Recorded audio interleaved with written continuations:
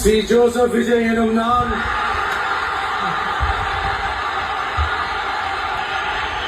சட்டப்படி அமைக்கப்பெற்ற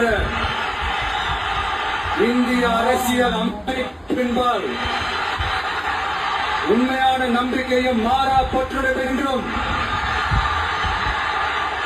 இந்திய நாட்டின் ஒப்பில்லாத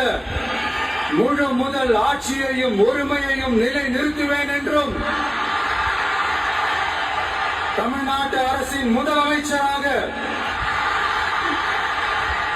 உண்மையாகவும் உளச்சான்றின்படியும் என் கடமைகளை நிறைவேற்றுவேன் என்றும் அரசியல் அமைப்பிற்கும் சட்டத்திற்கும் இணங்க அச்சமும் ஒருதலை சார்பும் இன்றி விருப்பு வெறுப்பை விலக்கி பதறப்பட்ட மக்கள் அனைவருக்கும் நேர்மையானதை செய்வேன் என்றும் ஆண்டவன் மீது ஆணையிட்டு